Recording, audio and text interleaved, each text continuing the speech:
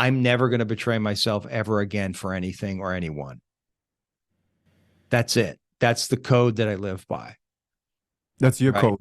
That's my code. Doesn't mean that I'm not going to, do I do things that I don't want to do? Of Yeah. course, because, I'm in a relationship and sometimes you have to compromise but I'm making that choice, right? Like I'm not doing things, or I try not to do things out of obligation, because I know it only ends in resentment. And then I'm going to judge and blame. But it's like, it's really, I'm the one that made that choice. And that's, in some sense, that's a crazy concept to a lot of people, because they don't have boundaries, or they don't even know what it is to not betray themselves. Betraying themselves just feels like how you live. And so that to me is like, and you could talk about this in a political, social way, is like the self, being true to the self is, I think, the highest, like it's the highest good. Is I that mean, authenticity? it's deep authenticity. And it's like, yeah, I want that for everybody. Like, I'll say this to all of my friends, everybody in my life. I don't want you to do anything that you don't want to do for me. I don't want you to ever betray yourself for Mm, me. I don't want that. mm.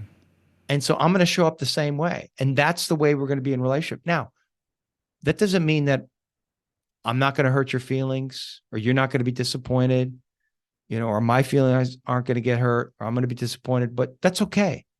I prefer that we all, like, be true to ourselves and figure out a way to stay in relationship, as opposed to, because the moment you betray yourself to stay in relationship, you're in an enmeshment, you're in a lie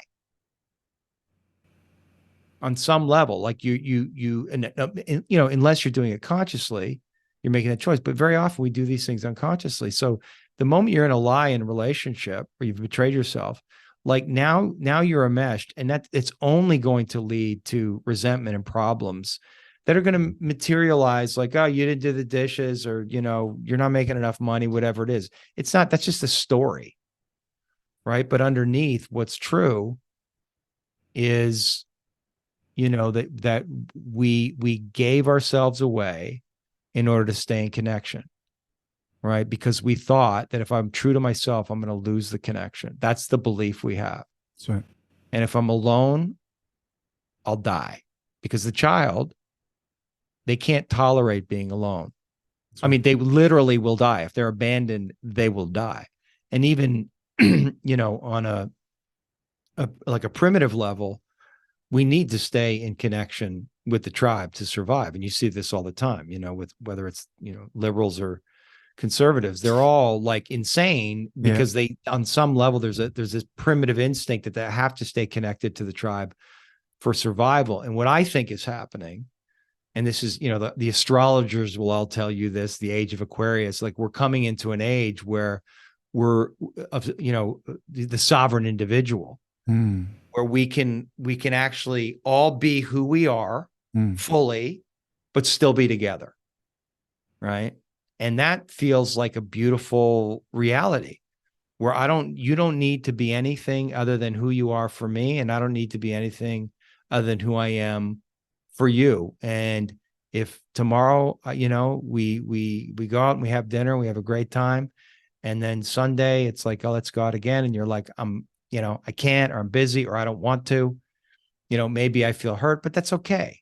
I can tolerate. I don't have to take that on as some rejection. It's just like, we don't have to put demands on other people that they be some way for us, Yeah. that I don't have to feel something. And to me, that's freedom. And that's what I'm trying to teach. And that's what I'm trying to live. I don't do it perfectly, obviously, but I do the best I can, because I know that gives me the best result. And generally, people respect it.